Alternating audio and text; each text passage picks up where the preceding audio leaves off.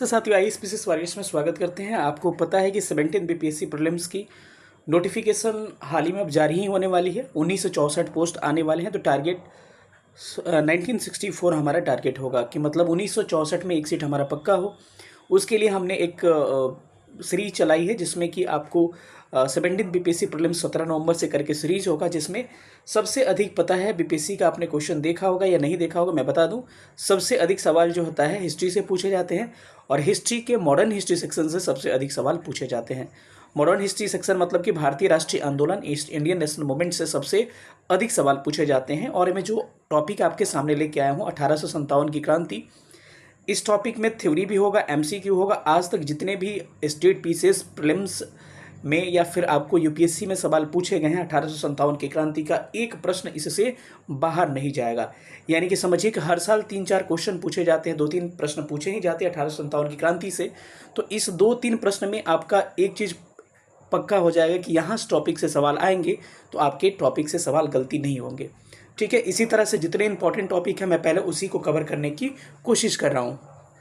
इसमें सबसे इंपॉर्टेंट 1857 की क्रांति है, इसको हम लोग कवर करेंगे। ठीक है, और इस वीडियो को देखने के बाद से सबसे बड़ा फायदा ये होगा तो प्रीलिम्स तो तैयार होगा ही, इसके साथ साथ आपका एक मेंस का टॉपिक तैयार हो जाएगा, क्योंकि मेंस में एक आपका 38 नंबर का क्वेश्चन 1857 की क्रांति से पूछा ही जाता है। और ये जो वीडियो है इस तरह से थ्योरेटिकली बनाया गया है कि आपके कुछ भी मेंस के सवाल पूछे जाएंगे तो यहाँ से आप सॉल्व कर लीजिएगा। तो जो लोग भी इस चैनल पर नए होंगे वो चैनल को सब्सक्राइब कर लीजिएगा, क्योंकि इस तरह के लगातार इंडियन नेशनल मूवमेंट के वीडियोज़ आपको इस चैनल पर देखने को मिलेगा। तो चलिए सेशन को स्टार्ट करते हैं और सेशन को एंजॉय करिएगा, अंतिम तक देखिएगा, बहुत ही फायदा होने वाला है। और यकीन मानिए इस टॉपिक को करने के बाद से आपकी तैयारी हो या ना हो, इस टॉपिक से आपके सवाल गलत नहीं होंगे। तो आपका यही टारगेट होना चाहिए, आप फ्रेशर हो या फिर पुराने हो, कि आप जिस टॉपिक को पढ़ें उस टॉपिक से सवाल गलती नहीं होना चाहिए। तो एक ऐसा वीडियो चाहिए जिसमें आपको क्वेश्चन और थ्योरी दोनों उपलब्ध हों, जो कि इसी सीरीज़ को मैं स्टार्ट किया हूँ। तो अगर आपने मूल्यांकन यहाँ पर कर लिया अपना, आपके प्रश्न सही हो रहे हैं यानी कि आप सही दिशा में जा रहे हो, ऐसे ही सारे टॉपिक्स आपको मैं कवर करा दूंगा आपके एग्जाम से बहुत पहले। चलिए तो हम लोग सेशन को स्टार्ट करते हैं और देखते हैं आज के वीडियो को। स्वतंत्रता की मांग की नींव पड़ती है, तो इसका कारण आखिर में क्यों नहीं होगा? तो इसका भी कुछ कारण हो सकता है। फिर कैसे आरंभ हुआ, कैसे विस्तार हुआ, कैसे विद्रोह आगे बढ़ा, उसके बाद विद्रोह के प्रमुख नेतृत्वकर्ता कहाँ पे कौन नेतृत्व किया, कहाँ पर पीर अली ने किया, कहाँ पर लियाकत अली ने किया, कहाँ पर नाना जी किए थे, कहाँ पर झांसी रानी लक्ष्मीबाई की थी, इसको देखेंगे। उसके बाद से विद्रोह के प्रकृति यानी कि नेचर पे भी सवाल पूछे जाते हैं कि कई विद्वानों में आपको क्या है, कन्फ्लिक्ट है। कोई कहते हैं कि सिपाही विद्रोह है, कोई कहते हैं कि राष्ट्रीय विद्रोह है। तो इस कन्फ्लिक्ट को भी जानेंगे, कौन सा विद्वान क्या कहा है और कैसे सवाल आपको किस स्टेटमेंट से बन सकते हैं। दमन कैसे किया गया, इस विद्रोह को कैसे दबाया गया और इसका परिणाम क्या हुआ, इसका रिजल्ट क्या आया। भाई लड़ाई होगा तो कुछ रिजल्ट आएगा ना, किसी का कपार फूटेगा, किसी का कुछ होगा। तो उसी तरह से 1857 के क्रांति के बाद से क्या परिवर्तन देखने को मिलते हैं, क्या चीज़ें आपको बदलाव देखने को मिलती है, इस वीडियो में इस चीज़ को हम लोग कवर करेंगे। और विद्रोह असफल क्यों हुआ, यानी कि आप किसी एग्जाम को दे रहे हो तो उसमें असफलता क्यों मिलती है, उस पर काम करना पड़ेगा ना। तो आपको इसमें भी एक बताऊंगा मैं कि विद्रोह कंप्लीटली कुछ नज़र से तो सफल मानी जाती है, लेकिन कुछ नज़रिए से असफल भी मानी जाती है। तो आखिर में असफल हुई तो असफलता के कुछ कारण भी होंगे। तो एक एक फैक्ट पे हम क्या करेंगे आपको जिक्र करते हुए चलेंगे और काफ़ी डिटेल में चलेंगे। चलिए अगले स्लाइड पे चलते हैं। अब इसमें कह रहा है कि विद्रोह के कारण क्या थे। कारण आपको छोटा दिख रहे होंगे, लेकिन इस कारण को मैं आपको एक्सप्लेन करूंगा अच्छे से, ताकि आपकी हर चीज़ें क्लियर होती जाए। विद्रोह के कारण क्या थे? पहला कारण था राजनीतिक कारण। पहला कारण क्या था? राजनीतिक कारण। राजनीतिक कारण में क्या था?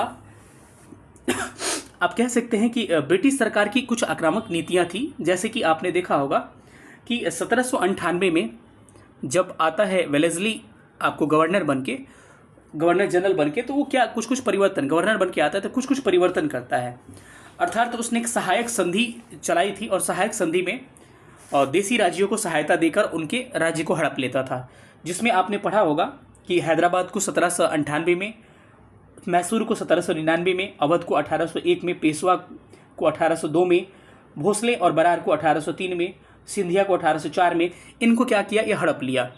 मतलब कि जिनका बगल का प्रशासन था उनको क्या करता था, सैनिक सहायता देता था और उनके प्रशासन को क्या करता था, ये सहायक संधि के माध्यम से सहायता पहुंचाने के लिए उनके राज्य को अपने साम्राज्य क्षेत्र में ले लेता था।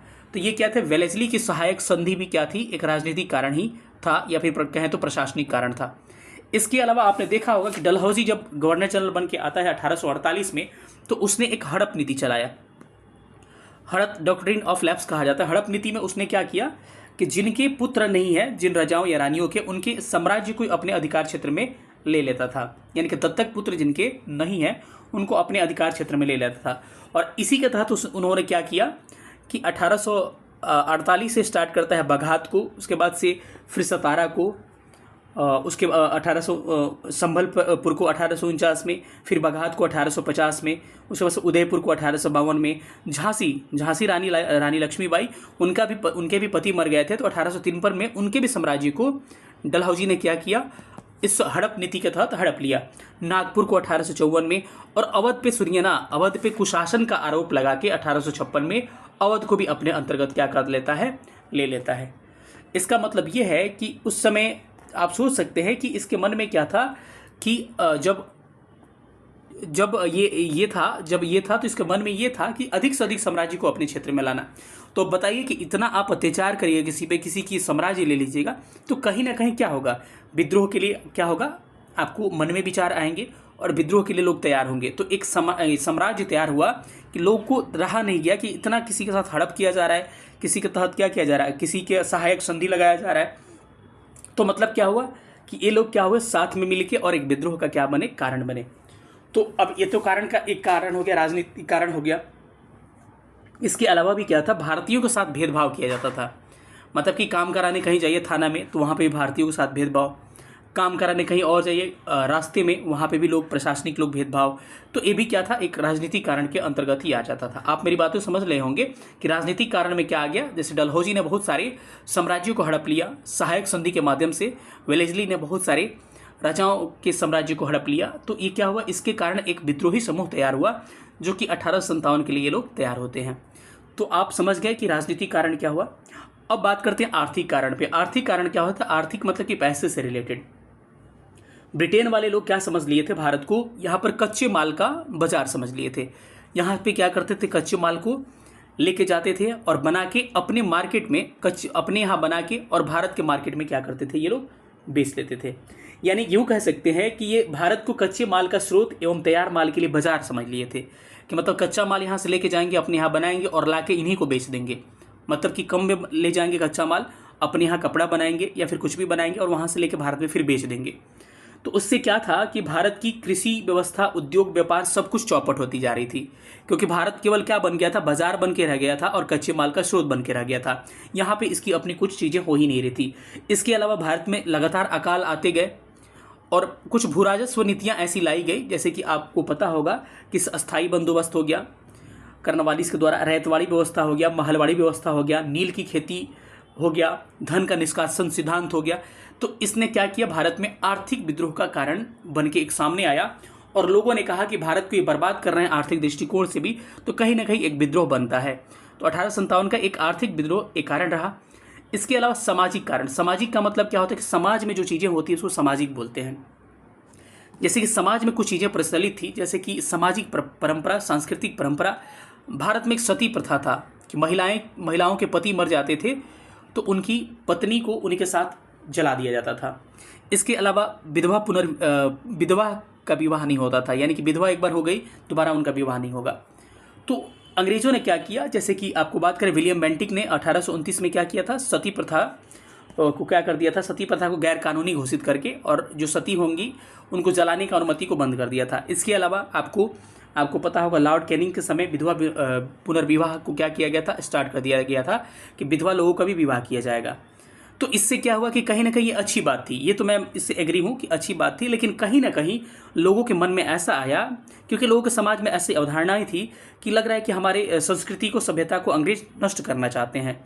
तो इसी के तरह समाज के लोग मिल के एक विद्रोह का कारण देते हैं। 1857 की क्रांति का ये भी कारण रहा। ठीक है, इसके अलावा आइएगा धार्मिक कारण। धार्मिक कारण भी रहे। धार्मिक कारण कई हो सकते हैं, जैसे कि धार्मिक कारण क्या थे कि ईसाई मिशनरियों को भारत में लाया गया। ईसाई लोग जो थे, इसको 1813 के एक्ट में पता है पहले ही लाया गया था इनको भारत में प्रचार प्रसार करने के लिए। और इतना ही नहीं, आगे सुनिए कि जो ईसाई धर्म को अपना लेता था तो सेना में उनका क्या हो जाता था, पदोन्नति हो जाती थी, यानी प्रमोशन हो जाता था। यानी कहीं ना कहीं धर्म के आधार पर यहाँ भेदभाव होता था और ईसाई लोगों को, ईसाई मिशनरियों को ज़्यादा प्रेफरेंस दिया जाता था। इसके अलावा धार्मिक कारण में ये भी कहा जाता है कि सैनिक लोगों को टीका लगाना, हिंदू है तो टीका लगाना, मुसलमान लोगों को दाढ़ी रखना या फिर पगड़ा बांधना, बहुत सारी चीज़ें पे क्या, या फिर गला में कुछ पहनना, इससे क्या रिस्ट्रिक्शन लगा दिया गया था कि आप टीका नहीं लगा सकते हैं, आप कंगन नहीं पहन सकते हैं, आप कड़ा नहीं पहन सकते हैं, इसके अलावा आप गले में कुछ नहीं पहन सकते हैं। तो इससे भी विद्रोह का एक कारण बनता है। इसके अलावा भारतीय सैनिकों को समुद्र पार जाना एक लगता था कि ये क्या था, इनके अपवित्र मानते थे कि समुद्र पार करेंगे तो एक अपवित्र घटना थी। लेकिन ये लोग जानबूझ के, अंग्रेज लोग समुद्र पार करा के युद्ध करवा देते भारतीय सैनिकों से। तो कहीं ना कहीं ये भी धार्मिक कारण बन के सामने आता है। और इसमें सैनिक कारण भी इसको इंक्लूड कर लेते हैं कि सैनिक लोगों का सैनिक कारण एक इसी में आ जाता है, जिसको मैंने नहीं लिखा है। सैनिक कारण में क्या था कि सैनिक लोगों का, भारतीय सैनिकों का वेतन काफ़ी कम था और उनसे भेदभाव भी किया जाता था, और अंग्रेजी सैनिकों का वेतन काफ़ी ज़्यादा था। तो आप सैनिक कारण भी ले सकते हैं। इसका बाहरी घटनाओं का प्रभाव, अंग्रेजों को कहीं ना कहीं कई जगह चुनौतियों का सामना करना पड़ा और बाहरी घटनाओं का प्रभाव देखने को मिला। जैसे कि एक क्रीमिया का युद्ध होता है, तो क्रीमिया के युद्ध में भी अंग्रेजों को क्या भारी मुशक्कत का सामना करना पड़ा था।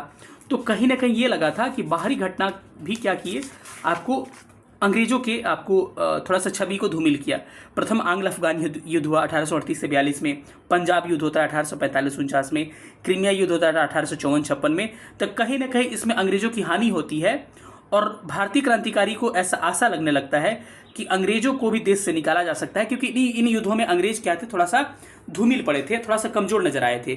तो कहीं ना कहीं अगर क्रिकेट मैच होता है तो देखता है किसी टीम को कि किसी छोटे टीम से हारता हुआ, मानी कि ऑस्ट्रेलिया जो है किसी छोटे टीम से हार गया, सपोज करिए पिछले बार अफगानिस्तान से हार गया था T20 वाले जो वर्ल्ड कप हो रहा था उसमें, तो कहीं ना कहीं भारत उसमें उस चीज़ को हल्का में ले लिया कि अरे अफगानिस्तान इसको ये हाल कर दिया था, हारा नहीं, अलग बात था, तो हम लोग तो आसानी से हरा सकते हैं। तो वही चीज़ हुआ कि देखा कि बहुत सारे छोटे देशों के साथ उलझा, जब अंग्रेज लोग उलझे थे, ब्रिटिश लोग, तो कहीं ना कहीं कमज़ोर दिखे थे। तो भारतीयों को भी लगा था कि कहीं ना कहीं कमज़ोर है, तो इन पर हमला किया जा सकता है और 1857 का विद्रोह किया जा सकता है। मेरी बातों को आप समझ रहे होंगे। अब एक क्या था, तत्कालिक कारण। तत्कालिक कारण भाई काफ़ी भयावह था, इसको हम लोग डिटेल में थोड़ा सा आगे जिक्र करेंगे। तत्कालिक कारण क्या था, ब्राउन बेस वाले बंदूक जो था उसमें सुअर और जो गाय की चर्बी लगी हुई थी, तो उसका जो सीलन था ना, ऐसे दांत से काट के ऐसे लगाना पड़ता था। तो उसमें बवाल ये फैला कि उसमें क्या है, अफवाह ये फैल गया कि उसमें सुअर और गाय की चर्बी है। सुअर मुसलमानों के लिए क्या थी, पवित्र मानते थे, मतलब कि उसको हत्या या फिर उनको ऐसे करना वो गलत समझते थे, और हिंदू लोगों के लिए गाय आपको पता है माता मानी जाती है। तो दोनों की भावनाओं को क्या हुआ, आघात हुआ और ये विद्रोह का एक कारण बन गया। ठीक है, तो विद्रोह के ये भी कारण है। कई लोग ऐसे कहते हैं कि आटा में गाय और कई चीज़ों का, जानवरों का, सुअर वगैरह का हड्डी वगैरह भी सामने आया था कि लोगों को खिलाया जाता था, ऐसे बहुत सारी चीज़ें थी। ठीक है, तत्कालिक कारण के बारे में थोड़ा आगे भी हम डिस्कस करेंगे। चलिए आते हैं। तो मुझे लग रहा है कि राजनीतिक कारण, आर्थिक कारण, सामाजिक कारण, धार्मिक कारण और बाहरी घटनाओं का प्रभाव आप समझ लिए होंगे। चलिए अब चलते हैं विद्रोह के आगे के कुछ पहलुओं को देखते हैं। ये मेंस भी देंगे ना, तो मेंस में भी इतना अच्छा से आप लिख पाएंगे। मेंस को जो लोग 70 का मेंस देंगे, बहुत अच्छा से आप चीज़ को पूछता है कि विद्रोह 1857 के विद्रोह का कारण क्या था, परिणाम क्या थे और इसके विचारक ने क्या क्या विचार दिया था। तो आपके लिए ये बड़ा आसान हो जाएगा। जितने जगह आपको किसी कलर से लिखा हुआ पॉइंट से समझिए, वो आपके एग्जाम के लिए इंपॉर्टेंट है। तत्कालिक कारण में मैंने कहा था कि चर्बी वाला जो कारतूस था इस विद्रोह का क्या था, तात्कालिक कारण था। ये पूछता है कि कब ब्राउन बेस को शामिल किया, दिसंबर 1856 में पुराने ब्राउन बेस बंदूक के स्थान पर जब इनफील्ड राइफल लाया गया, मतलब ब्राउन बेस के जगह पे इनफील्ड राइफल लाया गया। तो इनफील्ड राइफल में क्या था, उसके कारतूस में गाय और सुअर की चर्बी का क्या था, अफवाह फैला हुआ था, जो हिंदू और मुस्लिम दोनों के धार्मिक भावनाओं के लिए क्या थी, आहत हुई थी। तो ये तत्कालिक कारण, तत्कालिक का मतलब समझ रहे हो, मतलब एकदम अचानक फैलने का कारण क्या था, यही था कि भाई गाय सुअर चर्बी ये सब देख के उन्होंने लगा अरे भाई ये क्या चल रहा है हम लोगों के साथ। अब विद्रोह का प्रारंभ और विस्तार कैसे होता है, इन चीज़ों को हम लोग थोड़ा सा देखते हैं। विद्रोह जो था छोटी मोटी छावनियों में झड़प के साथ स्टार्ट होता है, लेकिन एक बड़े स्तर पर, राष्ट्रीय स्तर पर विद्रोह हो जाता है। तो शुरुआत किससे होती है, चर्बी वाले कारतूसों से होती है और असंतोष के कारण लोगों में पैदा हुई और धीमे धीमे क्या हुई, विद्रोह आगे की तरफ बढ़ती गई। सबसे पहले माना जाता है बैरकपुर छावनी जो है कोलकाता में, बैरकपुर छावनी से इस विद्रोह को माना जाता है। एक मंगल पांडे थे जो बलिया के रहने वाले थे। पूछता है कहाँ के मंगल पांडे, बलिया के रहने वाले, यही उत्तर प्रदेश बलिया के रहने वाले मंगल पांडे जी थे। तो एक बार पूछा है कि किस रेजिमेंट के थे, तो 34वीं रेजिमेंट के थे मंगल पांडे। और बलिया के रहने वाले थे। सैनिक रेजिमेंट होता है, ये नाम रखा था 34वीं रेजिमेंट, याद रखिएगा। 29 मार्च 1857 को इन्होंने क्या किया, एक ऐसे कारतूस के प्रयोग का अंत कर दिया। बोला कि जो आपको इनफील्ड राइफल में जो कारतूस प्रयोग कर रहे हैं जिसमें सुअर गाय की चर्बी लगा हुआ है, अफवाह है चाहे जो भी सच है, इसको हम लोग यूज़ नहीं करेंगे। कब बोला? मंगल पांडे ने 29 मार्च 1857 के बाद बोला। अब इनके उत्पाद की वजह से इनको क्या किया गया, 18 अप्रैल 1857 को इनको फांसी दे दिया गया। दोनों चीज़ पूछा गया है। ये स्टार्ट कब करते हैं? 29 मार्च 1857 को कारतूस के प्रयोग का विरोध करते हैं, और 8 मार्च, इससे जस्ट आपके लगभग 10 दिन के बाद से 8 मार्च 1857 को मंगल पांडे की फांसी दे दी जाती है। मंगल पांडे एक मूवी भी बना है, आपको देखना है तो आप देख सकते हैं। तो एक्चुअली विद्रोह का शुरुआत जो है ना, अगर ऑप्शन में रहे बैरकपुर छावनी तो उसको मारिएगा, क्योंकि छोटी मोटी झड़पें यहीं से शुरू हो गई थी। लेकिन एक्चुअल विद्रोह का शुरुआत हुआ था मेरठ से। आपको 20वीं रेजिमेंट जो था 10 मई 1857 को ये डेट को शुरू हुआ था। ये छोटी मोटी झड़पें थी तो कभी ऑप्शन में, लेकिन ये है तो इसी को पिक करिएगा, उसके बाद नहीं रहे तो मेरठ पिक करिएगा। तो फिर मेरठ से विद्रोह शुरू होता है कब? 10 मई 1857 को। डेट निश्चित किया जाता है कब? 31 मई 1857 को। लेकिन लोगों में क्या थी, एकता नहीं थी, कहीं कुछ शुरू हो गए, कहीं कुछ मारधाड़ कर लिए। तो उससे डेट से पहले ही, असफलता के भी एक कारण था, डेट से पहले ही लोग क्या करिए, 10 मई 1857 को ही मेरठ में इन्होंने विद्रोह कर दिया और चले गए दिल्ली। एक दिन के बाद 11 मई को ये दिल्ली चले गए और दिल्ली को जाकर फोर्स करने लगे। किसको? बूढ़े हो गए थे बहादुर शाह जफर, इनको क्या कर लिए, फोर्स करने लगे कि हमारे नेता बनिए। क्योंकि किसी भी क्रांति के लिए एक लीडरशिप अच्छा होना जरूरी है, या नेतृत्वकर्ता होना जरूरी है। तो इन्होंने फोर्स करने लगे ये लोग कि बहादुर शाह जफर क्या करें, हमारे 1857 की क्रांति का क्या करें, नेतृत्व करें। लेकिन बहादुर शाह जो थे कह रहे थे कि इस अवस्था में हम आपको कैसे इसमें कर सकते हैं, ये वो बहुत नाकर नुकुर हुआ। लेकिन इनका बाद में चलकर वक्त खां ने हेल्प दिया था और वहाँ पे ये लोग मिलके काम किए थे। लेकिन आखिरकार नेता बहादुर शाह जफर बन गए थे दिल्ली में, ठीक है। तो 10 मई को विद्रोह स्टार्ट होता है कहाँ से? मेरठ से। और 11 मई दिल्ली सैनिक पहुँचती है और बहादुर शाह जफर को क्या माना जाता है? नेता माना जाता है। समझ में आ रहा है कहानी आपको? 29 मार्च को मंगल पांडे कहते हैं कि इनफील्ड राइफल का यूज़ हम लोग नहीं करेंगे। इनफील्ड राइफल का यूज़ कब से शुरू हुआ? दिसंबर 1856 से। जस्ट उसके 3 महीना बाद, मार्च यानी होली वाले महीने में, मंगल पांडे कहते हैं कि हम इस इनफील्ड राइफल का प्रयोग नहीं करेंगे। इसके कारण उनको 10 दिन बाद 8 अप्रैल को फांसी दे दी जाती है। फिर उसके बाद से ये धीरे धीरे, इसी के समय क्या थे, बहुत सारे कैदी को जेल में बंद किया गया था। 10 मई को विद्रोह शुरू होता है, 11 मई को दिल्ली पहुंचते हैं और बहादुर शाह जफर को अपना नेता मान लेते हैं। यहीं से विद्रोह की शुरुआत हो जाती है। अब जो दिल्ली में विद्रोह होता है, इसमें कुछ कुछ बातें जानिए कि दिल्ली आकर क्रांतिकारियों ने सैनिक रिप्ले की हत्या कर दी। अब बताइए, इतना जोश खरोश।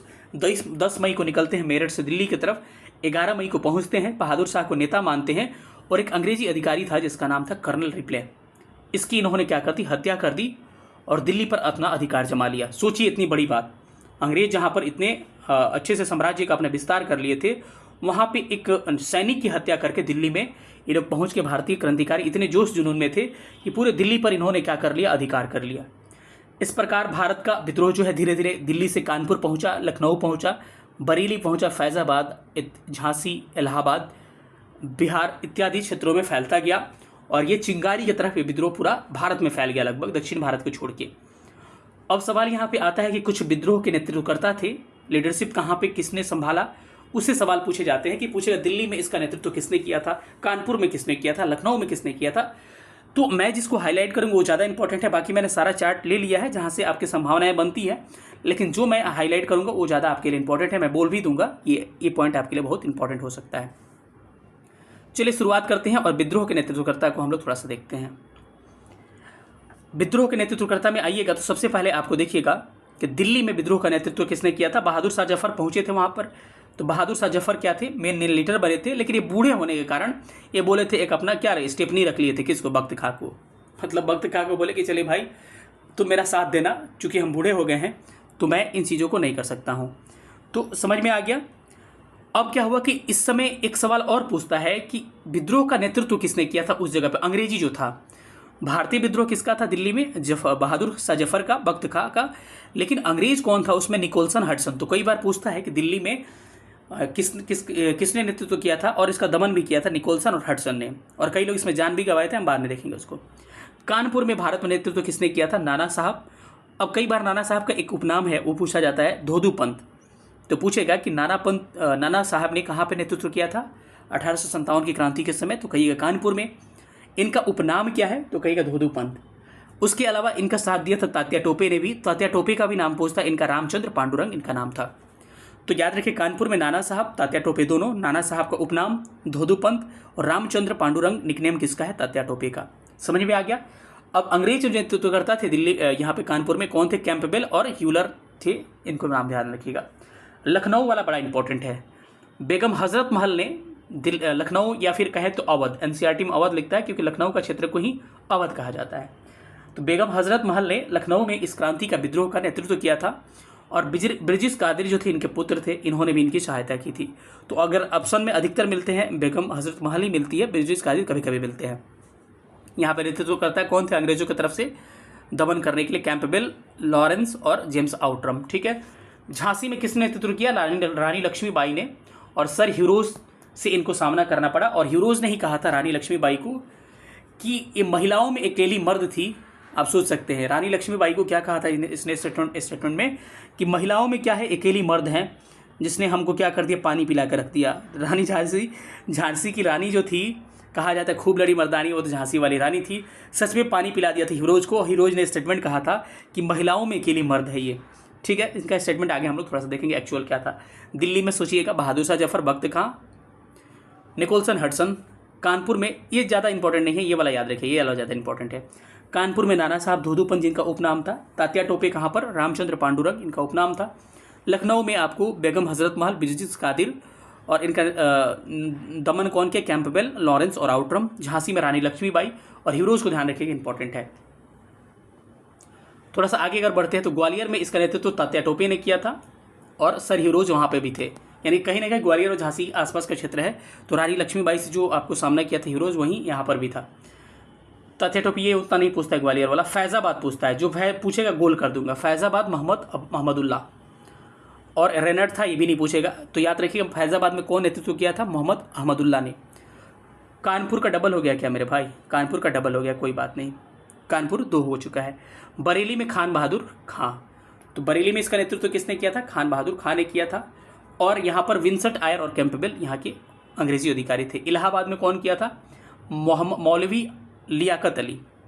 ये भी इंपॉर्टेंट है, घेर दे रहा हूँ, ये भी इंपॉर्टेंट है। बरेली में खान बहादुर खां, इलाहाबाद में लियाकत अली और कर्नल लील था यहाँ पर। ठीक है। बिहार में कुंवर सिंह, अमर सिंह ने किया था। विंसेंट आयर और मेजर टेलर का नाम यहाँ रखिएगा, बिहार में इसने दमन किया था। तो फिर से दोबारा फैज़ाबाद में मोहम्मद अहमदुल्ला, बहुत इंपॉर्टेंट है। बरेली में खान बहादुर खां, इंपॉर्टेंट वाले को मैं कंसीडर कर रहा हूँ, ये रिपीट हो चुका है। ठीक है। उसके बाद से इलाहाबाद में लियाकत अली, बिहार में जगदीशपुर में कुंवर सिंह, अमर सिंह। कुंवर सिंह के मर जाने के बाद से अमर सिंह क्या करते हैं? इनके भाई विद्रोह का नेतृत्व करते हैं। चलिए आते हैं आगे भी कुछ चीज़ों को देखते हैं।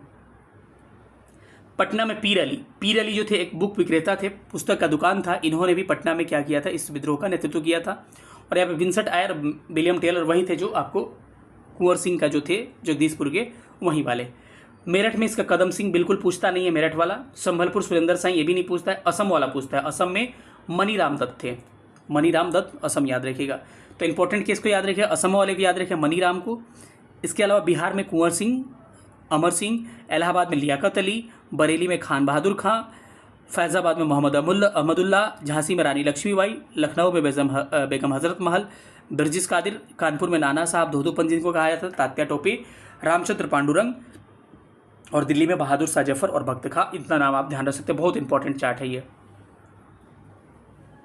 चलिए आगे चलते हैं।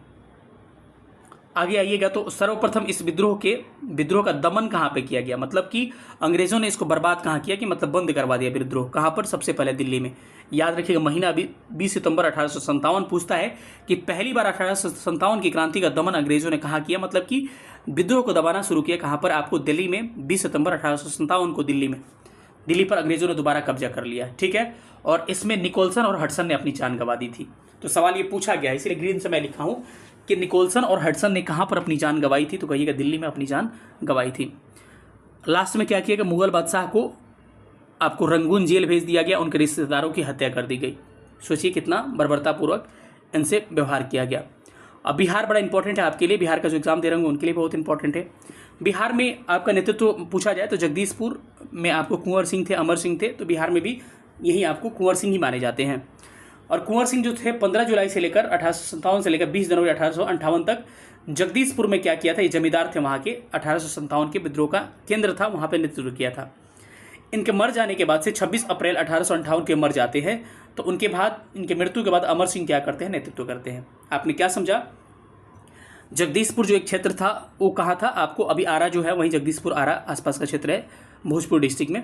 तो उसी में 15 जुलाई 1857 से लेके 20 जनवरी 1858 तक जगदीशपुर बिहार में स्वतंत्रता 1857 की क्रांति का केंद्र बन के रहा था, जिसका नेतृत्व किसने किया था? कुंवर सिंह ने। कुंवर सिंह की मृत्यु कब हो जाती है? 26 अप्रैल 1858 को। कभी वक्त मिलेगा तो इसकी कहानी भी सुनाएंगे, कैसे मरते हैं कुंवर सिंह। इनका मरने के बाद से अमर सिंह क्या बनते हैं? नेता बनते हैं। ठीक है, बाद में अमर सिंह को भी क्या हो जाता है, इनको भी बीमारी हो जाता है, लास्ट में ये भी मर जाते हैं। पटना में किसने? पीर अली एक विक्रेता था, पुस्तक विक्रेता, उसने किया था। दानापुर में जोधार सिंह, इंपॉर्टेंट नहीं है, इसको ध्यान रखिएगा। पीर अली, इसको ध्यान रखिए, प से पटना, प से पीर अली। मुजफ्फरपुर में जेल कैदियों ने क्या कर दिया? एक विद्रोह कर दिया, इसको लोटा विद्रोह कहा जाता है।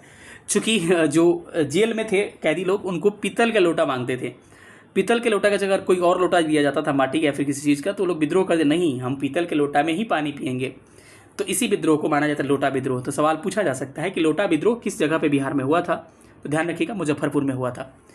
अब विद्रोह की प्रकृति, नेचर पे सवाल पूछे जाते हैं कि विद्रोह की नीति, नेचर कैसा था। जैसे अगर झगड़ा होता है तो उसका स्वरूप पे, उसके नेचर पे सवाल पूछे जाते हैं ना, कि झगड़ा हुआ तो भाई क्या खून निकला क्या, या फिर केवल माथा फूटा क्या, कि केवल चोट लगा क्या, कि केवल कुछ हुआ नहीं, थपड़ा थपड़ी हुआ क्या। तो झगड़ा का नेचर भी होता है। वैसे ही 1857 की क्रांति का नेचर भी पूछा जाता है कि क्या ये सिपाहियों का विद्रोह था, क्या ये भारतीय का स्वतंत्रता संग्राम था, आज़ादी के लिए लड़ा गया था, कि केवल अपने स्वार्थ के लिए सिपाही लोग लड़े थे, कि क्या जमींदार लोग अपने स्वार्थ के लिए, अपनी जमींदारी के लिए लड़े थे। तो इसका नेचर पे आपको सवाल उठते हैं, और अंग्रेजी इतिहासकार कुछ और कहते हैं और भारत के इतिहासकार लोग कुछ और करते हैं। इसी क्रम में कुछ कुछ सवाल आपके पूछे जाते हैं एग्जाम में, उसको ध्यान रखिएगा। बी.डी. सावरकर क्या कहते हैं कि भारत की प्रथम स्वतंत्रता संग्राम था। तो पूछेगा किस इतिहासकार ने 1857 की क्रांति को भारतीय स्वतंत्रता का प्रथम स्वतंत्रता संग्राम कहकर पुकारा? BD. Savarkar. Very very important question. चलिए, अब बेंजामिन डिज़रायली क्या कहते हैं? सचेत संयोग से उपजा ये राष्ट्रीय विद्रोह था। ये भी क्या कहते हैं? अंग्रेजी होके भी ये लोग कहते हैं कि क्या है, ये नेशनल मूवमेंट था, एक तरह का राष्ट्रीय विद्रोह था।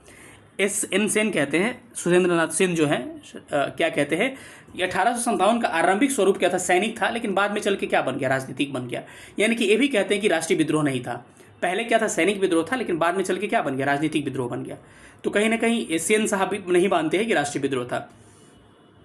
आरसी मजुमदार का स्टेटमेंट बड़ा इंपॉर्टेंट है, ये पूछा जाता है, या ना तो प्रथम था, ना राष्ट्रीय था, और ना ही स्वतंत्रता संग्राम था। ये मानने के लिए तैयार नहीं थे। ये ना तो पहले आज़ादी की लड़ाई थी, ना ही राष्ट्रीय विद्रोह था, और ना ही कोई स्वतंत्रता संग्राम था। यानी कि पूरा एकदम कट्टर बन गए थे कि नहीं, कुछ नहीं था ये। सोचिए, भारतीय होकर इन्होंने ऐसा कहा था। जेम्स आउट्रम और टेलर का स्टेटमेंट पूछा जाता है, इन्होंने कहा था कि हिंदू मुसलमानों का एक षड्यंत्र था, और ये कुछ नहीं था, कि हिंदू मुस्लिम लोग मिल के आपस में षड्यंत्र करके हम लोगों को यहाँ पर बर्बाद करने के चक्कर में लगे थे। किसने कहा था? ये सवाल पूछा गया, जेम्स आउट्रम एंड टेलर ने। आउट्रम टेलर क्या कहते हैं कि हिंदू मुसलमानों का षड्यंत्र था और कुछ नहीं था। सीले और लॉरेंस का स्टेटमेंट भी एग्जाम में पूछा गया, ये क्या था? एक तरह का सैनिक विद्रोह था, इन्होंने ये कहा था। रीज का स्टेटमेंट पूछा नहीं गया है, लेकिन बुक में दिया है तो मैंने इसको इंक्लूड कर दिया। रीज क्या कहते हैं? ईसाइयों के विरुद्ध धर्म युद्ध था, क्योंकि ईसाई को लाया गया था यहाँ पर धर्म प्रचार करने के लिए। तो कहीं ना कहीं लगा कि भारतीय लोग ईसाई को बर्बाद करना चाहते थे, खदेड़ना चाहते थे, इसीलिए इन्होंने क्या कहा कि ईसाइयों के विरुद्ध क्या था? धर्म युद्ध था। टी.आर. होम्स कहते हैं ये सभ्यता और बर्बरता के विरुद्ध युद्ध थी। यानी कि हमारे यहाँ सभ्यता थी, अंग्रेज बर्बरता दिखाए, तो कहीं ना कहीं इनके बीच में आपस में युद्ध हुआ। एक इसका स्टेटमेंट था टी.आर. होम्स का। लॉरेंस क्या कहते हैं? सिर्फ गाय की चर्बी से उत्पन्न ये क्या था? सैनिक उत्पाद था। गाय के चर्बी के कारण एक सैनिक उत्पाद था, सैनिक लोग इसी के कारण इसका विद्रोह किए थे। ऐसा वैसा कुछ नहीं था कि राष्ट्रीय विद्रोह था। अब फिर से दोबारा देखते क्या इंपॉर्टेंट है आपके लिए। इसमें बी.डी. सावरकर का स्टेटमेंट याद रखिएगा कि यह न तो ये प्रथम भारतीय स्वतंत्रता संग्राम था, तो पूछेगा कि किस इतिहासकार ने कहा था 1857 की क्रांति को कि भारत का प्रथम स्वतंत्रता संग्राम था? तो कहिए बी.डी. सावरकर ने। फिर याद रखिएगा इसमें स्टेटमेंट क्या, आउट्रम टेलर का, आरसी मजुमदार का स्टेटमेंट बड़ा इंपॉर्टेंट है कि कहेगा कि किसने कहा था यह तो ना तो प्रथम था, ना राष्ट्रीय था, और ना ही स्वतंत्रता संग्राम था। तो आरसी मजुमदार ने यह बात कहा था। आउट्रम टेलर भी पूछा है कि ये क्या था? मुसलमानों का, हिंदू मुस्लिम का क्या था? एक षड्यंत्र था। इसके अलावा पूछने के लिए ये पूछा, लॉरेंस नहीं पूछा है, लॉरेंस भी नहीं पूछा है। तो बस इतना मैं बोला हूँ, 2-3 नाम, एक बी.डी. सावरकर का, एक आपको आरसी मजुमदार का और आउट्रम टेलर का। ये 3-4 स्टेटमेंट ध्यान रखिएगा, आपका प्रश्न बन जाएगा। ठीक है।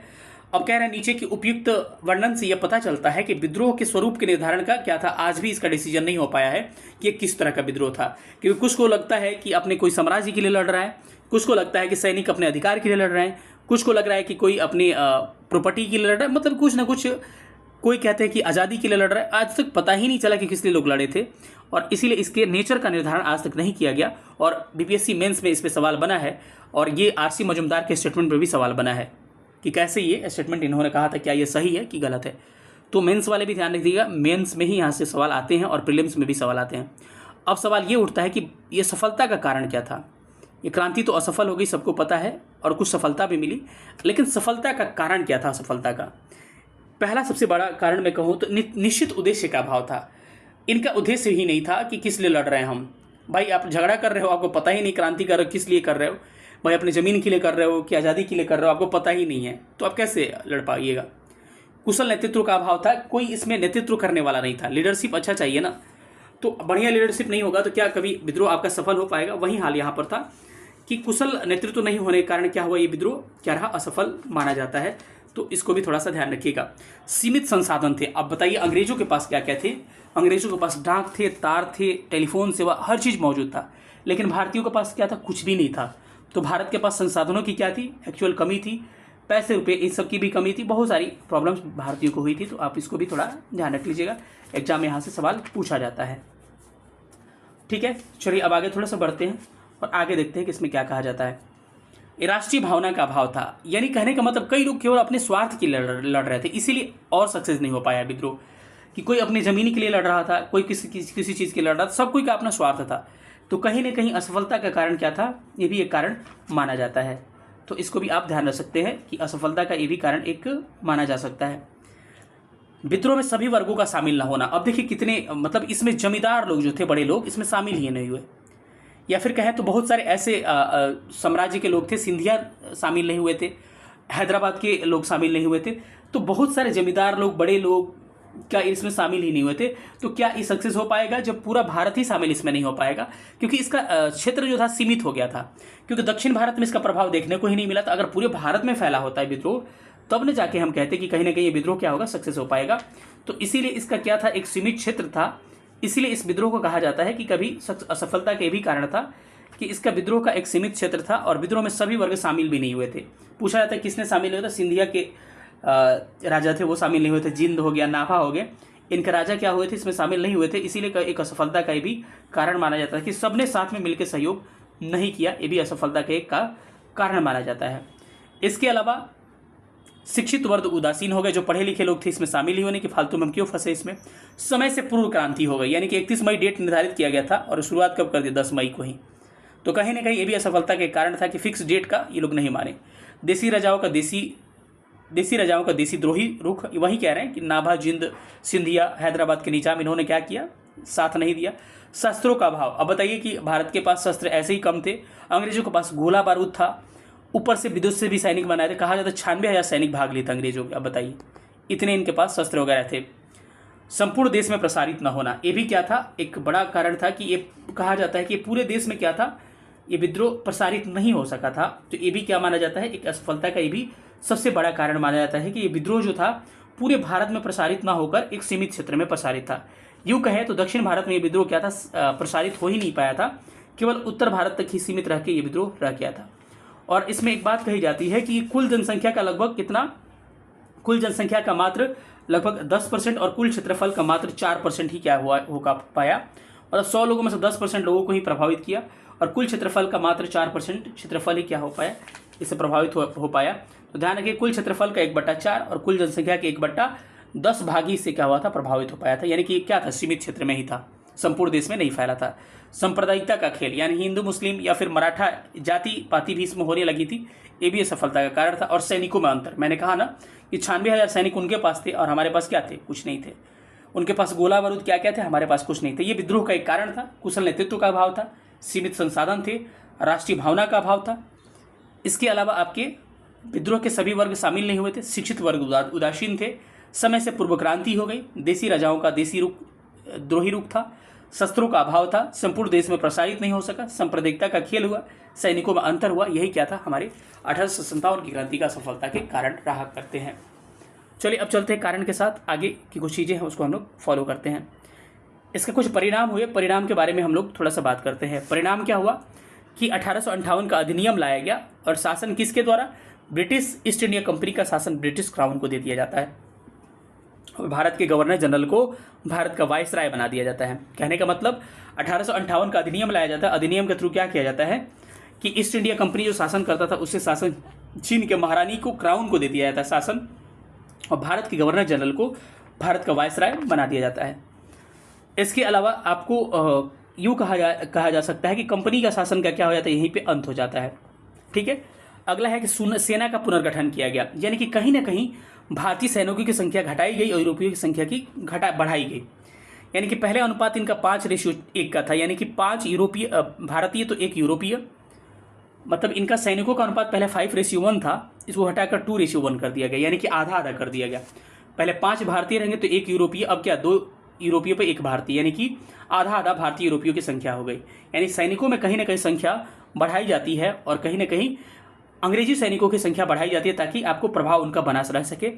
और पील कमीशन का एक गठन किया जाता है। तो पूछा जाएगा कि 1857 के बाद कौन सी कमीशन का गठन किया जाता है? पील कमीशन का गठन किया जाता है। इसके अलावा 1 नवंबर 1858 को इलाहाबाद में लॉर्ड कैनिंग क्या करते? महारानी विक्टोरिया का घोषणा पत्र पढ़ते हैं, जिसको तैयार किसने किया? स्टैनली ने तैयार किया था। और घोषणा पत्र में क्या किया गया था? रियासतों का ब्रिटिश नीति परिवर्तन किया गया। यानी कि जो आपको उस समय उत्तराधिकारी चुनने का अधिकार छीन लिया था किसने? डलहौजी ने। डलहौजी क्या करता है? 1848 से लेकर 56 तक क्या करता है? विलय करता है। विलय में जिनके पुत्र नहीं होते उनका साम्राज्य हड़प लेता है। तो कहीं ना कहीं उस हड़प नीति को खत्म किया जाता है, वेलेस्ली की नीति को भी खत्म किया जाता है और उत्तराधिकारी चुनने का आपको मौका दिया जाता है कि जिसका पुत्र नहीं किसी को उत्तराधिकारी दे सकता अपनी संपत्ति को। ठीक है। तो कहीं ना कहीं यहाँ पर परिवर्तन देखने को मिलता है। ब्रिटिश शासन ने भारत के लोगों के सामाजिक कृत्यों और धार्मिक भावनाओं को सम्मान देने का निर्णय लिया। यानी भारतीय लोगों को कहा कि आपके सामाजिक जो चीज़ें हैं उस पर हम लोग गौर करेंगे, धार्मिक भावनाओं को ठेस भी नहीं पहुंचाएंगे। यानी कि अंग्रेज सुधरने का कोशिश की लेकिन ये सुधरने वाले थे नहीं। यानी क्या हुआ? ब्रिटिश अधिनियम 1858 पारित किया गया। उस समय क्राउन का शासन क्राउन के पास चला गया ईस्ट इंडिया कंपनी से। पील कमीशन का गठन किया गया और अंग्रेजी यूरोपीय सेना की संख्या बढ़ाई गई। फिर 1858 में 1 नवंबर 1858 को आपको इलाहाबाद में एक घोषणा पत्र पढ़कर सुनाया जाता है, जिसमें क्या किया जाता है? विलय की नीति को खत्म किया जाता है और सहायक संधि को भी खत्म किया जाता है। इसके अलावा अंग्रेजों ने फैसला लिया कि भारत के सामाजिक और धार्मिक प्रथाओं पर ये लोग आघात नहीं करेंगे बल्कि इनका सम्मान करेंगे। आर्थिक शोषण जो था, भारत को कच्चा माल निर्यातक इंग्लैंड में बने हुए माल का आयातक बना दिया।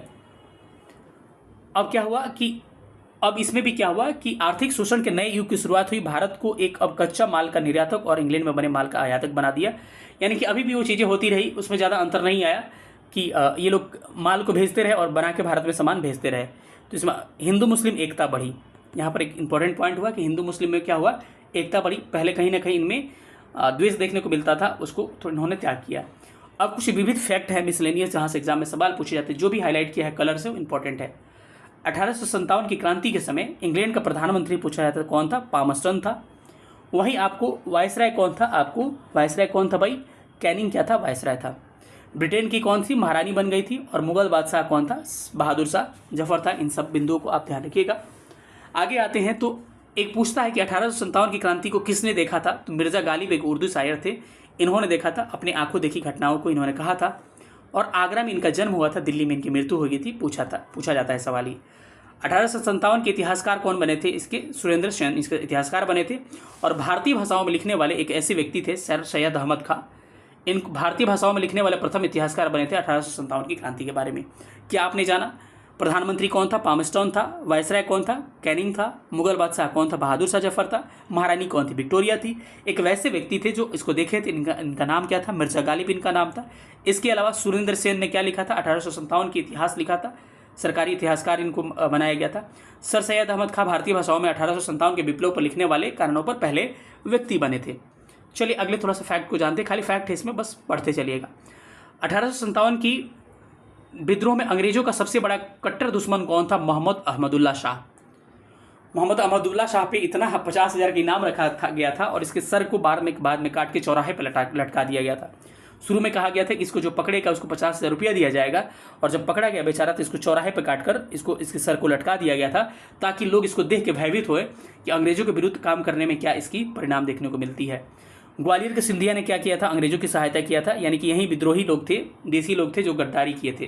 ग्वालियर के सिंधिया हो गए या फिर आपको निज़ाम हो गए, कहाँ के? हैदराबाद के। इस विद्रोह ने शिक्षित वर्ग और मध्यम वर्ग को दूर रखा था, यानी कि जो लोग भी पढ़े लिखे थे या फिर पैसे वाले थे, शिक्षित वर्ग, मध्यम वर्ग, इस विद्रोह से दूरी बना के रहे थे। हैदराबाद के निज़ाम ने कभी अंग्रेजों के विरुद्ध नहीं लड़ा। कितनी बड़ी बात है। क्या इनके भाई थे क्या कि नहीं लड़े थे? देखिए, यही लोग गद्दारी किया था। हैदराबाद का निज़ाम हो गया, सिंधिया हो गया, इसको ऐसे में ही बोलूँगा। इस विद्रोह के बिहार में मुंगेर क्षेत्र क्या था? बिहार में अप्रभावित था। एग्जाम में पूछा गया है कि बिहार का कौन क्षेत्र इस विद्रोह से अप्रभावित रहा था? मुंगेर। ये फैक्ट को करने के बाद से एक प्रश्न आपके गलत नहीं होंगे, मेरा दावा है। नहीं भरोसा है तो किसी भी एग्जाम के प्रश्न को आप लगा लीजिएगा, इतना इसमें मेहनत किया गया है। अब चलिए कुछ और फैक्ट है कि जनरल नील और हैवलॉक और लॉरेंस ने लखनऊ में अपना जीवन खोया था। तो पूछा जाता है कि लखनऊ में किन अंग्रेज अधिकारियों ने अपना जीवन खोया था? नील, हैवलॉक, लॉरेंस। किसने? नील, हैवलॉक, लॉरेंस ने। 1857 के विद्रोह के बाद से गोरखा, सिख और पंजाबी उत्तर प्रांत सिपाहियों का चयन किया गया। मतलब ऐसे लोगों को चयन किए ना ये लोग, गोरखा लोग और सिख लोग भी कहीं ना कहीं इनका साथ दिए थे, तो सिख और गोरखा लोग के ही ये लोग चयन किए, क्योंकि क्या हो सकेगा, इनको अपने बस में रखा जा सकेगा। तो बाद में सिपाही इन्हीं लोगों को चूज करते हैं ये लोग। दिल्ली में नेतृत्वकर्ता कौन था? बहादुर शाह जफर थे, और इनके सहयोगी कौन थे? बख्त खां थे, जिसे बहादुर शाह जफर ने एक पदवी दी थी, जिस पदवी का नाम क्या था? शाहवे आलम बहादुर। तो पूछा जाएगा साहिब आलम बहादुर की उपाधि किसको दिया गया था? अब बख्त खां को किसने दिया था? जब बहादुर शाह जफर ने दिया था। कौन थे वहाँ पर? इनको नेतृत्व करने के लिए इनका क्या बनाया गया था? सहायक बनाया गया था। किसका? बहादुर शाह जफर का। रानी लक्ष्मीबाई का जन्म कहाँ पे? बनारस में होता है। पूछता है इनकी मृत्यु ग्वालियर में होती है, और ग्वालियर में ही क्या है? इनकी समाधि है। ये एग्जाम में 67 में पूछा गया है, पीसीएस में। इनमें अंतिम युद्ध का सामना करना पड़ा था किससे? हीरोज से। पूछा जाएगा कि रानी झांसी की लक्ष्मीबाई जो थी, ये पहले लास्ट बार किससे लड़ी थी? हीरोज से लड़ी थी। और इन्होंने कहा था, हीरोज ने ही कहा था, यहाँ जो औरत सोई हुई है, जो मर गई थी, तो इनके बारे में हीरोज ने कहा था, यहाँ जो औरत सोई हुई है वह सभी विद्रोहियों में एक मर्द है, मात्र मर्द है। ये कितनी बड़ी बात है, मतलब इतनी ये महान सैनिक थी, इनको नमन है। ठीक है। लक्ष्मीबाई का बचपन का नाम पूछा जाता है, इनका नाम क्या था? मनुबाई था, इनको मणिकर्णिका भी कहा जाता है। नाना साहब का कमांडर इन चीफ कौन था? तात्या टोपे था। और नाना साहब के सलाहकार कौन थे? अजीमुल्लाह थे। सब सवाल पूछा गया है, मतलब इनके कमांडर और चीफ कौन थे? नाना साहब के आपको अजीमुल्लाह थे, तात्या टोपे थे, और इनके सलाहकार कौन थे? अजीमुल्लाह थे। 1857 के संघर्ष में भाग लेने वाले सिपाहियों की सबसे अधिक संख्या कहाँ थी? अवध से। यानी कि अवध को सलाम है कि अवध के लोगों ने सबसे अधिक 1857 की क्रांति में भाग लिया था। तो कभी पूछेगा कि सबसे अधिक लोग कहाँ से 1857 की क्रांति में पार्टिसिपेट किए, तो आप कहिएगा अवध इज राइट आंसर। साहूकार और जमींदार, देखिए लोग गद्दारी फिर से। साहूकार और जमींदार लोग 1857 की क्रांति से दूरी बना के रखे थे, ये लोग गद्दारी किए थे भारतीय लोगों से। चलिए आगे आते हैं, आगे कुछ फैक्ट और होगा, उसको देख लेते हैं। 19वीं शताब्दी के मध्य में भारतीय राष्ट्रीय भ्रूण अवस्था में थी। इस तथ्य को मानने से इतिहासकार आर.सी. मजूमदार और सेन थे। मतलब कि आप कहते हैं कि 19वीं शताब्दी के बीच में, यानी कि वहीं 1857 के आसपास राष्ट्रवाद भ्रूण अवस्था में थी, यानी कि जो हमारा देश का प्रेम था वो छोटी अवस्था में था, यानी कि बच्चा था। किसने कहा था? मजूमदार और सेन ने कहा था। क्योंकि ये लोग क्या मानते थे? ये लोग मानते थे कि 1857 की क्रांति क्या था? कुछ नहीं है, सिपाही विद्रोह था, कुछ नहीं था, ये मतलब नेशनल मूवमेंट नहीं था। 1857 के विद्रोह के समय बैरकपुर में ब्रिटिश कमांडेंट ऑफिसर कौन था? हैरसे का ही सामना करना पड़ा था किसको? आपको मंगल पांडे को। बी.डी. सावरकर ने 1908 में मराठी भाषा में एक बुक लिखे जिनका नाम क्या था? First war of independence. तो पूछा जाएगा कि फर्स्ट वार ऑफ इंडिपेंडेंस किसकी किताब है? बी.डी. सावरकर की किताब होती है। और डायरेक्टर सुरेंद्र नाथ सेन क्या लिखते हैं? 1857। तो पूछा जाएगा 1857 किसकी किताब है? तो सुरेंद्र नाथ सेन की किताब है। भारतीय इतिहासकार जो अशोक मेहता थे, इनकी एक किताब थी द ग्रेट रिबेलियन, तो इनको भी ध्यान रखिएगा। कमल का फूल और चपाती, ये पूछा था, रोटी और कमल का फूल क्या था? इस विद्रोह का क्या प्रतीक था? लोगों से कमल भेंट देते थे, कहते थे कि विद्रोह को आगे बढ़ाइए। यानी कमल का फूल और चपाती यानी कि रोटी क्या था? इस विद्रोह का क्या था? आपको संकेत बना था। चलिए अब इसी के साथ थ्योरी का सेक्शन खत्म हो गया, थोड़ा सा बड़ा सेशन हो गया ये, लगभग अभी वीडियो कितना का चला? 44 मिनट का हो चुका है। कोई बात नहीं, एक ही वीडियो में इसको खत्म करते हैं। मुझे लग रहा है कि आप कहीं ना कहीं वास्ट टाइम पूरा वीडियो को देखिएगा, आपको इससे बहुत फायदा होने वाला है। 1 घंटा अपना दीजिएगा आप, तो कहीं ना कहीं आपको हम इस चैप्टर को पूरा इतने अच्छे से करवा देंगे कि आप सोच भी नहीं सकते हैं। चलिए हम लोग सेशन पे आते हैं, और सारा थ्योरी को बोल दिया हूँ तो इसीलिए ऑप्शन को एक्सप्लेन नहीं करूँगा, थोड़ा सा जल्दी क्वेश्चन को हम लोग मार के निकालेंगे। चलिए पहले क्वेश्चन पे आते हैं। पहला क्वेश्चन क्या कर रहा है? पहला प्रश्न है, अंग्रेजी भारतीय सेना में चर्बी वाले कारतूसों से चलने वाली इनफील्ड राइफल कब शामिल किया गया? तो ब्राउन बेस की जगह पे इनफील्ड राइफल कब शामिल किया गया था भाई? दिसंबर 1856 में। क्योंकि मार्च में 29 मार्च को मंगल पांडे स्टार्ट कर दिए थे, 8 अप्रैल को क्या हो गया था, उनको फांसी हो गया था। चलिए अगले क्वेश्चन पर चलते हैं, थोड़ा फास्ट करते हैं क्वेश्चन को। मंगल पांडे की घटना कहाँ हुई थी? बैरकपुर छावनी में हुई थी, तो Barrackpore is right answer. Meerut आगे चल के यहाँ पर विद्रोह शुरू होता है 10 मई को, और 11 मई को कहाँ पहुँचते हैं लोग? दिल्ली पहुँचते हैं। चलिए अगले क्वेश्चन पर चलते हैं। मंगल पांडे सिपाही था कहाँ के, किस रेजिमेंट की? एक सवाल अभी दरोगा में भी पूछा था। 34वीं नेटिव इन्फेंट्री रेजिमेंट के सिपाही थे मंगल पांडे। कब विद्रोह किए? 29 मार्च 1856 को। और इनकी 57 की फांसी कब हुई उनकी? 8 अप्रैल 1857 को क्या होती है? इनकी फांसी हो जाती है, ध्यान रखिएगा। 1857 की क्रांति सर्वप्रथम कहाँ से शुरू होती है?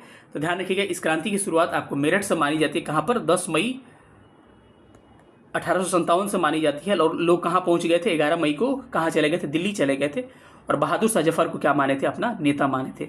लेकिन सहयोग बहादुर शाह का कौन करता है? बख्त खां इसका सहयोग करता है, इसको ध्यान रखिएगा। अगले प्रश्न पर आते हैं। अगला प्रश्न कह रहा है कि निम्न में से कौन सा ईस्ट इंडिया कंपनी के सिपाहियों के विद्रोही बनाने का कारण नहीं था? थोड़ा सा अटपटांग सवाल है, तो आप घबराइएगा नहीं। ये विद्रोही बनाने का कारण क्या नहीं था? तो ईसाई धर्म फैलाने के लिए कंपनी का अधिकारियों का प्रयास, ये भी विद्रोह बनाने का भारत लोगों का कारण था। जहाज पर यात्रा करने के लिए सिपाहियों को आदेश, ये भी क्या कारण था? भत्ते रोक लिए जाते थे, ये भी क्या था? विद्रोह का कारण था। लेकिन अधिकारियों की अक्षमता ये कारण नहीं था। तो क्या होगा? ऑप्शन इसका डी करेक्ट होगा। ये पूछा गया है 2018 पीसीएस में, इसको पूछा गया है, तो क्या होगा? बीपीएससी में, ठीक है। 1857 की स्वतंत्रता संग्राम का प्रतीक क्या था? कमल और रोटी, चपाती और कमल और चपाती क्या था? इसका प्रतीक था। लोग एक आदमी को दूसरे आदमी को कमल देते थे, बोलते थे विद्रोह को आगे बढ़ाइए। अगले प्रश्न पर आते हैं। 1857 की क्रांति संग्राम के निम्नलिखित केंद्रों में से सबसे पहले अंग्रेजों ने किसे पुनः अधिकृत किया था? तो आपको पता होना चाहिए, सबसे पहले दिल्ली को उसने वापसी किया था।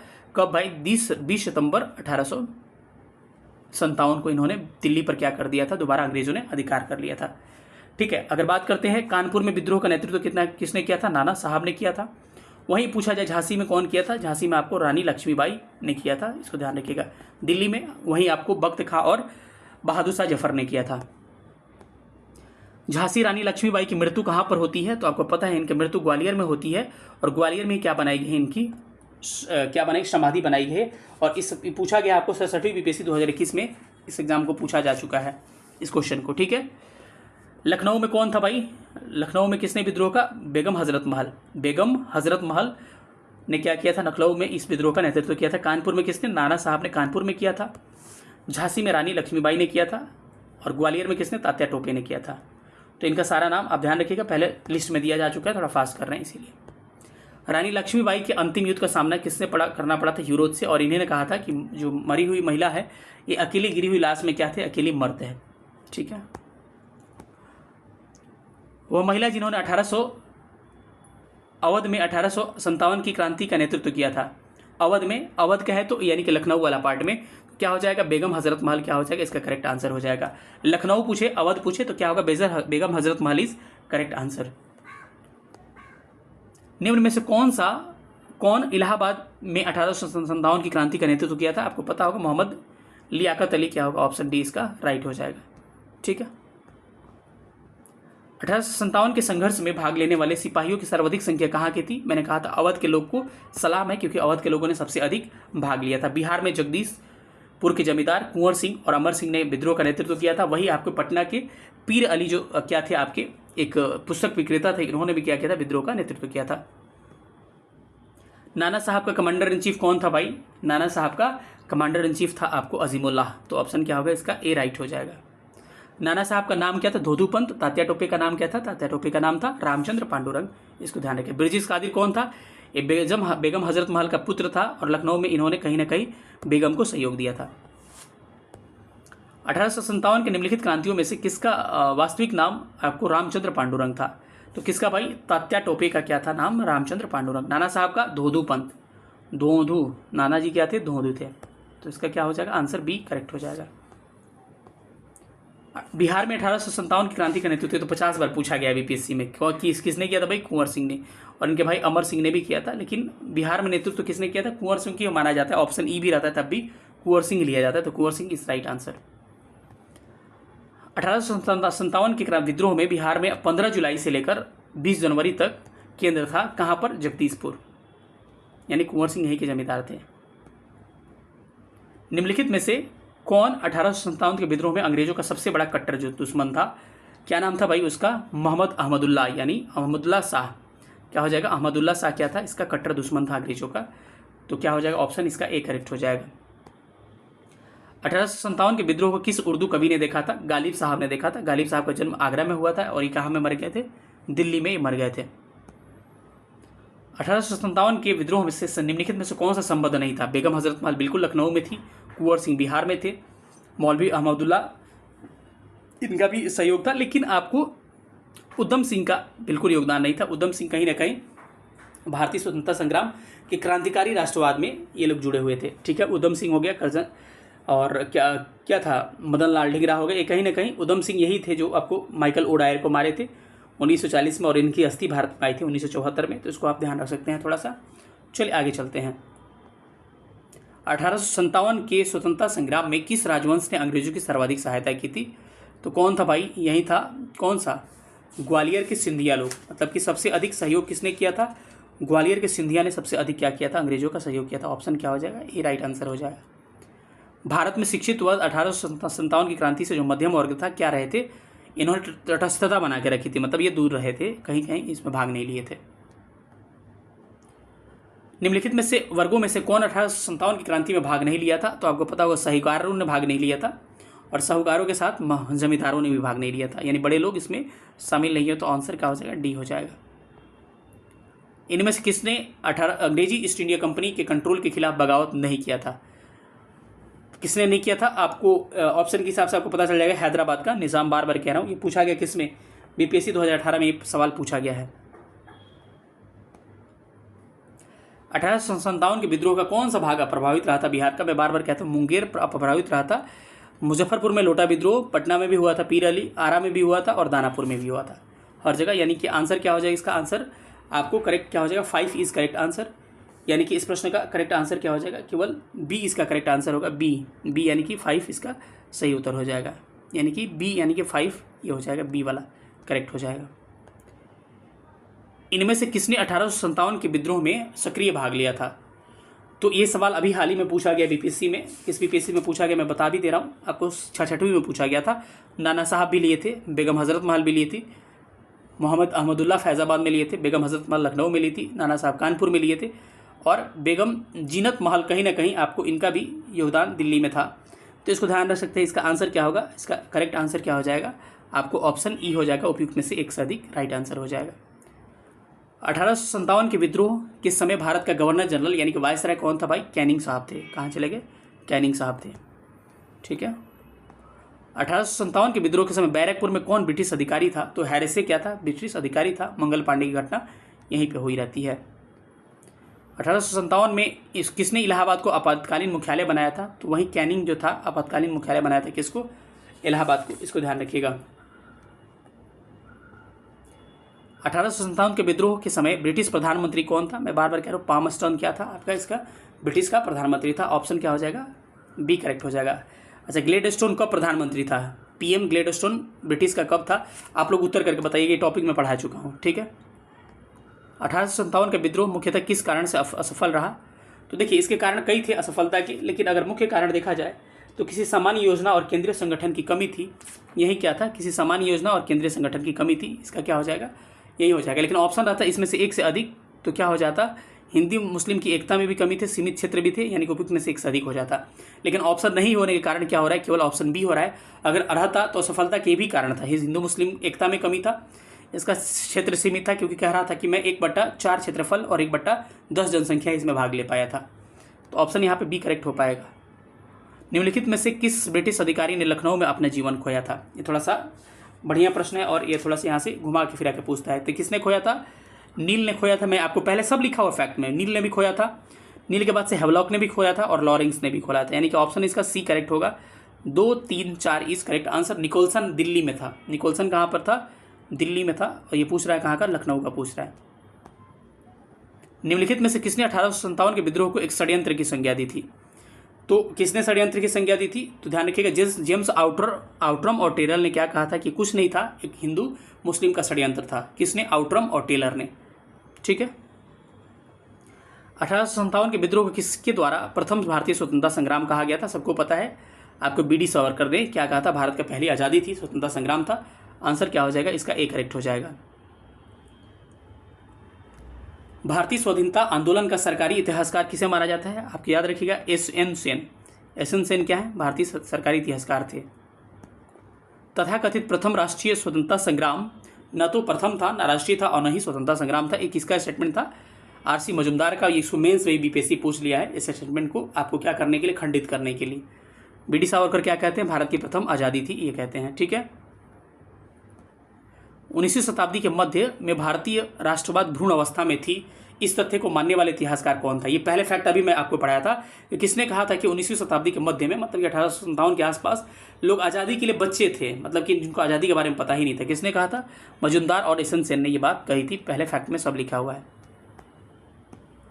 1857 की क्रांति के बारे में निम्नलिखित में से कौन सी अवधारणा सही है। भारतीय इतिहासकारों ने इसे भारतीय विद्रोह के रूप में वर्णित किया था। ब्रिटिश इतिहासकारों ने इसे स्वतंत्रता संग्राम माना था। इसने भारत ईस्ट इंडिया कंपनी के शासन के क्या बना दिया, मृतप्राय बना दिया, क्योंकि शासन कहाँ चला गया, ईस्ट इंडिया कंपनी से महारानी क्राउन के पास चला गया। यह क्रांति भारत में प्रशासनिक तंत्र को सुधारने हेतु काम किया। इस प्रश्न का राइट आंसर क्या हो जाएगा, इस प्रश्न का राइट आंसर क्या हो जाएगा आपका, इसने भारतीय में ईस्ट इंडिया कंपनी के शासन को क्या किया, समाप्त किया। यही क्या होगा, इसका करेक्ट आंसर होगा। महारानी विक्टोरिया ने भारतीय प्रशासन को ब्रिटिश ताज नियंत्रण में ले लिया कब भाई, 1 नवंबर 1858 को अधिनियम जब आया, 1858 का अधिनियम। महारानी विक्टोरिया के उद्घोषणा 1858 के उद्देश्य क्या था, तो ये भी प्रश्न बड़ा अच्छा है, आपको क्लियर हो जाएगा। इसके परिणाम को देखिएगा तो भारतीय राज्यों को ब्रिटिश साम्राज्य में मिलाने की किसी भी भावना का परित्याग कर देना, यानी कि आपको हड़प नीति, सहायक नीति सबको खत्म कर दिया गया। बिल्कुल सही, मैंने बताया था। भारतीय प्रशासन को ब्रिटिश क्राउन के अंतर्गत रखा गया, बिल्कुल सही था। भारत के साथ ईस्ट इंडिया कंपनी का व्यापार का नियमन, बिल्कुल नहीं, व्यापार के बारे में कुछ नहीं था। यानी क्या होगा इसका स्टेटमेंट 1 और 2 इज करेक्ट, यानी कि ऑप्शन ए क्या हो जाएगा, सही होगा। अब आज का आखिरी सवाल क्या है, अंत भला तो सब भला। 1857 के विद्रोह के बाद ब्रिटिश सरकार ने सिपाहियों के किन प्रांतों से चयन किया, तो आपको पता होना चाहिए कि गोरखा, सिख और पंजाबी प्रांतों से इन्होंने क्या किया, सिपाहियों का चयन किया। ये वीडियो काफ़ी लंबा हो गया, लगभग 58 मिनट 58 मिनट के आसपास ये वीडियो हो गया, लेकिन कोई बात नहीं है। ये वीडियो ऐसा बना है कि आप इस वीडियो को देखिएगा तो चाहे यूपीएससी का एग्जाम दीजिए या फिर कोई लोअर एग्जाम दीजिए, किसी भी एग्जाम में प्रश्न फंसने के चांसेस नहीं बनते हैं, क्योंकि बहुत मेहनत लगा है। प्लीज़ इसको प्यार दीजिएगा, तभी आप हमको पता चलेगा कि मेरा मेहनत साकार हो रहा है कि नहीं। सेशन कैसा लगा सब लोग बताइएगा। इस चैनल पे आपको हिस्ट्री, पॉलिटी, ज्योग्राफी, साइंस, कई सब्जेक्ट के बिहार स्पेशल के वीडियो अपलोड किए जाते हैं। इसके बाद हम सोच रहे हैं करंट अफेयर्स भी डालेंगे, इसके अलावा ज्योग्राफी भी डालने वाले हैं, साइंस भी डालने वाले हैं। तो 2 दिन पॉलिटी लाएंगे, अभी 2 दिन ज्योग्राफी लाएंगे, हिस्ट्री लाएंगे, और बीच बीच में कभी समय मिलेगा तो साइंस और ज्योग्राफी भी डालेंगे। सेशन कैसा लगा सब लोग बताइएगा। फिर मिलेंगे अगले के सेशन में, तब तक अपना ख्याल रखिएगा। सेशन तक नहीं, थैंक यू सो मच, जय हिंद।